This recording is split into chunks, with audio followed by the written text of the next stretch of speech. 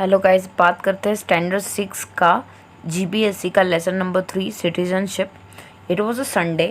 Rajul and his family members were helping each other clean the house.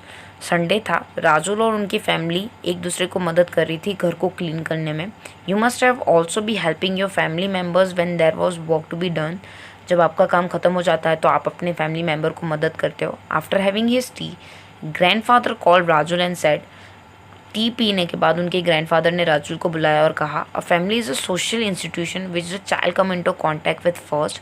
Family उनका पहला social institution होता है जहाँ पे चाइल्ड पहली बारी किसी के कॉन्टैक्ट में आता है।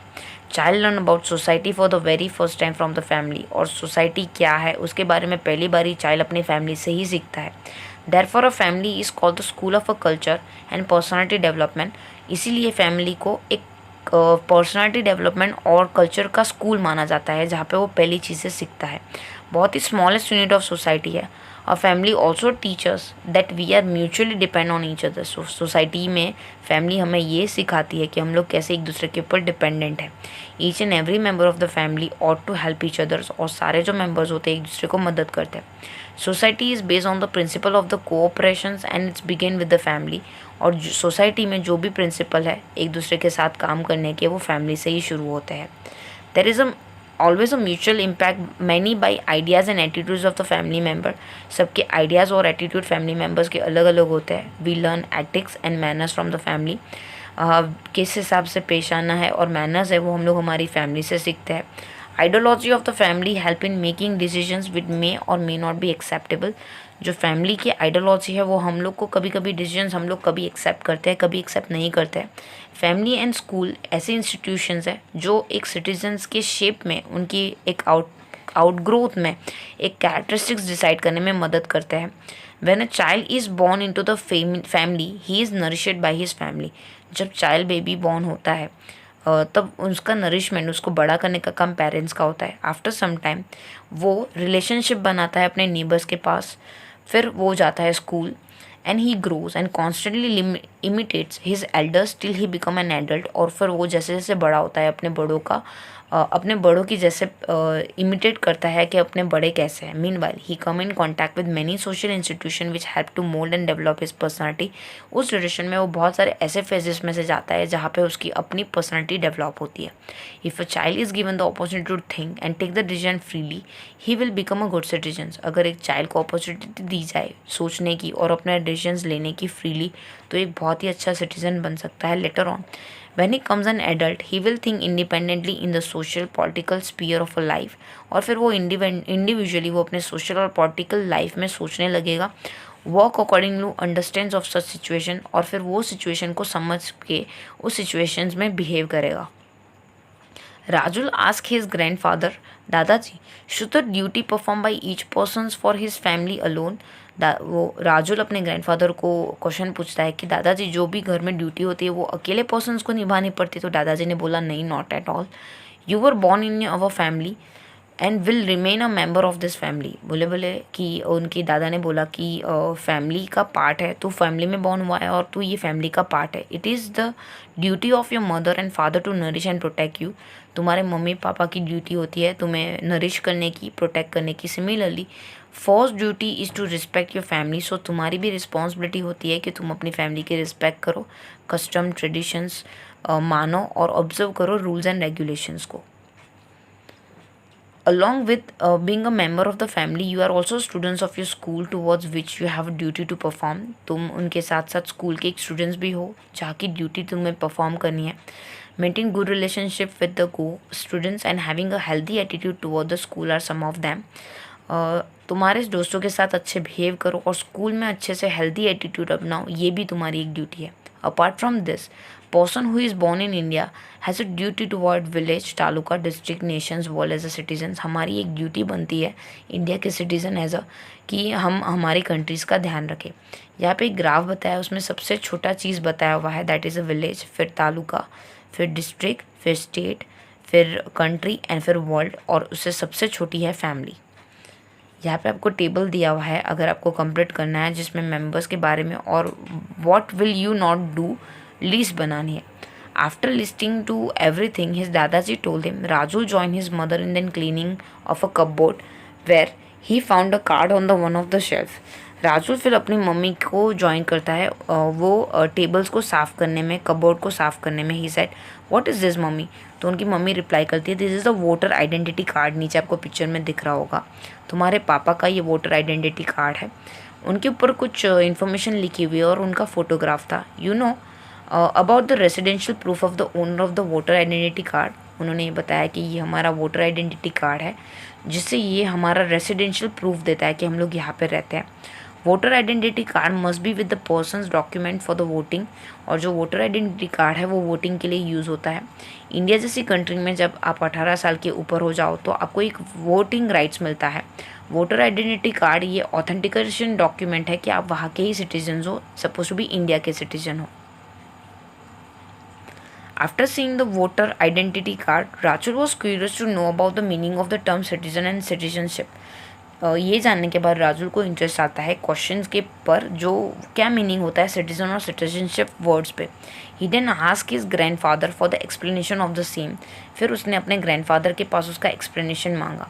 हिज दादाजी told him in detail that the word citizen is frequently use in the democracy. दादाजी ने बताया कि कैसे डेमोक्रेसी जैसी कंट्री में जो सिटीजन्स वर्ड है वो फ्रिक्वेंटली यूज़ होता है. और added that it often use in political, और ये पॉलिटिक्स में भी यूज़ होता है by the law, constitution and in the speech of political leader. He knew that Rajul would want to know more about citizens. उन्हें पता था कि राजुल को उसके बारे में और ज़्यादा जानना है तो वो बता रहे थे. Person living in the village, city और द टाउन, उसको सिटीजन बोलते हैं.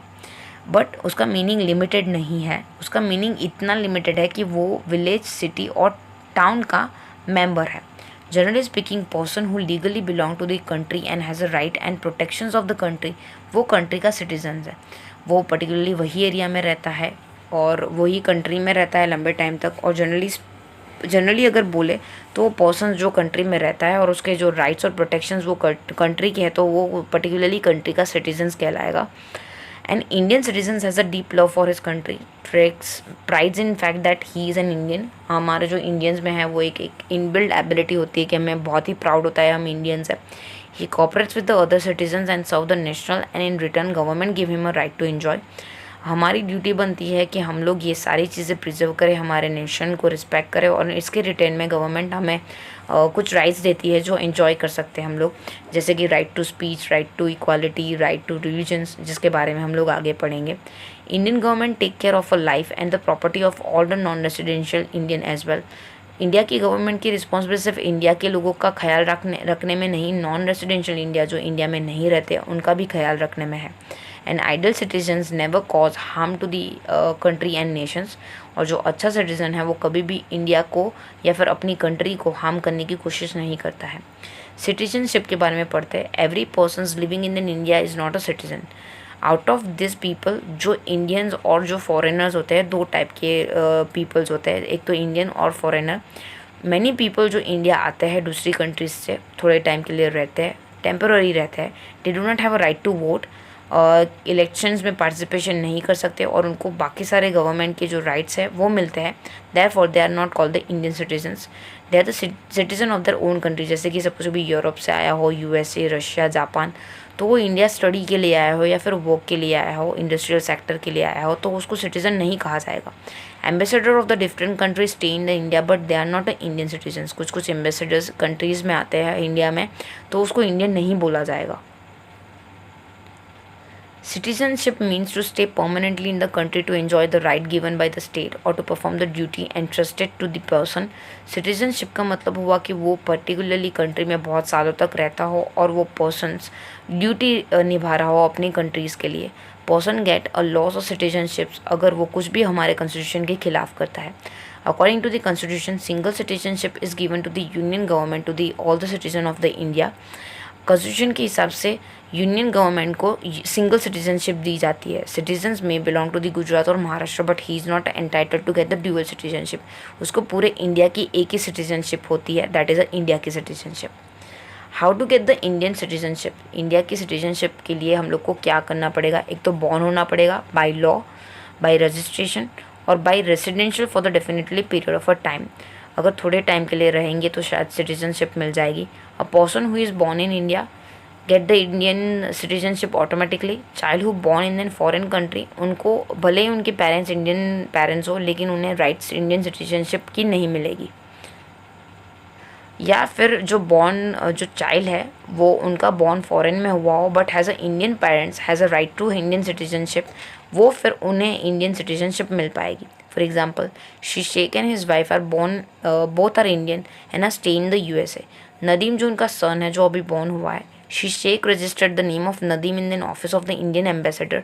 दस नदीम को 2 कंट्री की सिटीजनशिप मिलेगी, that is the USA and India. However when Nadeem become adult तो फिर उसे सिर्फ कोई एक कंट्री की सिटीजन्स का चॉइस होगा।